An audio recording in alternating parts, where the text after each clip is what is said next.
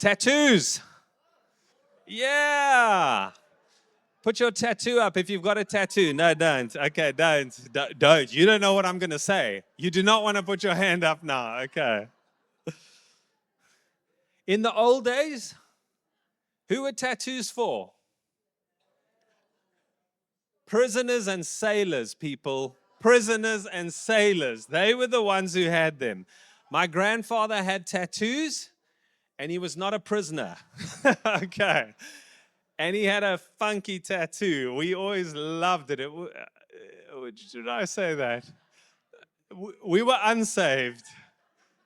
But he had like a topless girl on his arm, and it was just great. And he would like, check this out, boys. And she would move, you know. Hey. And it obviously amused his old mates and that. It was hilarious. We loved it as well. And obviously, as he got older, shame, so did she. It was a bit difficult. But he would still, check it out, boys. And anyway, he was the first of my grandparents to die. I don't know. I don't think that's related. I'm just saying. Anyway.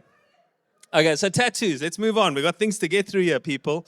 They are not just for sailors or prisoners anymore, right? Okay, a lot of people have them. They've become pretty common now. But there are still Christians who aren't sure or are convinced that it goes against what God has said. And so some Christians just say, look, I don't like the way it looks. Well, that's great. If it's a matter of preference and you'd prefer not to, people say, why would you graffiti over this palace? Kind of a thing. Well, that's fine. There's no problem if it's a preference thing and you don't like it or you do like it. That's up to you. But for those who are saying, I'm not sure, I think this goes against something sort of on the spiritual side of things, usually, in fact, 99% of the time, there's Old Testament laws that are brought in to support that. And most of them come from Leviticus and Leviticus chapter 19. You remember this book of the Bible? It's the one you always skip when you're going through the Bible, Leviticus, you know it. Leviticus 19 verse 28. If you don't skip it, you would have seen this. Do not cut your bodies for the dead, and do not mark your skin with tattoos. And you will stand and say, well, that is in black and white in the Word of God. Do not mark your skin with tattoos. What people don't usually like to read is the verse that comes before that. Do not trim off the hair on your temples or trim your beards.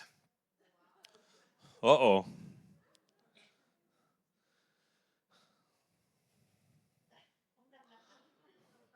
All of the clean-shaven people in here who are sinning as much as tattooed people are sinning right now.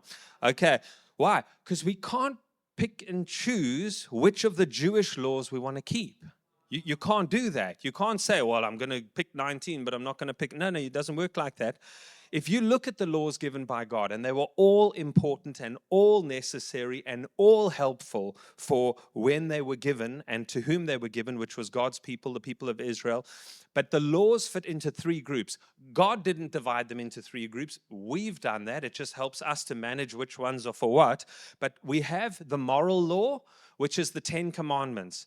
Okay, those are good back then as they are back now, or back now. You know what I'm saying, okay? Here and now. Don't murder doesn't go out of fashion. Don't murder isn't like, well, that's Old Testament. Nowadays I can go for it. No, it doesn't work like that. If you mustn't murder, it's a moral law that we still hold. Ceremonial law is the other one.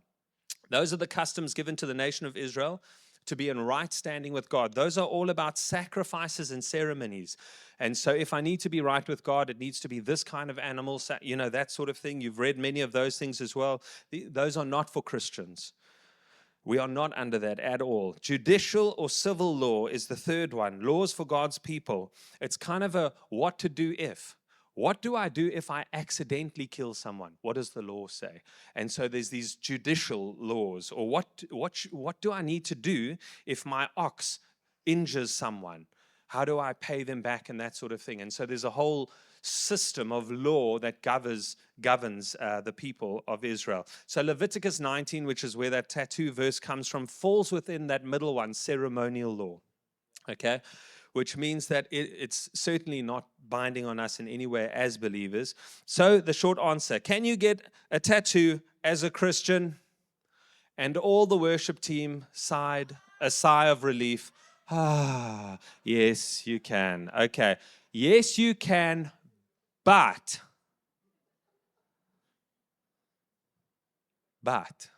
there are times when getting a tattoo is not a good idea. Okay, this is important. And remember, everything is wisdom and moderation, right? You can't just, oh, fantastic. Well, then no, it doesn't work like that. There are times when getting a tattoo is not a good idea. When you live with your parents and your parents say no, end of story. It's not a good idea because we honor our mother and father. That principle supersedes your freedom. Am I right? Okay. So when it's spur of the moment decision, AKA when you've had one too many, bad idea to get something to permanently mark your skin. Not a good idea. Not wise, not clever, not helpful. When you haven't thought carefully about the design and the meaning. I've got a friend. Okay, no, let's not. You got to think about these things. Some things are great now, not great then, okay? They need a lot of thought and careful planning if you're going to. And then the last thing, when you honestly haven't checked your motives. In other words, why are you doing this? Are you doing this for people to like you? Are you doing this to fit in? Are you doing it because all of your friends got one? Are you doing it because you need the attention and what that brings you? You need to be honest with your own motives. You can justify anything you want. All of us can. But if you're going to be honest about this, actually, why am I getting this? And you find out that your motive is not pure. Don't get it. It's not a good idea. Does that make sense? Okay. You still with me? All right. You're still thinking about my grandpa, I can tell.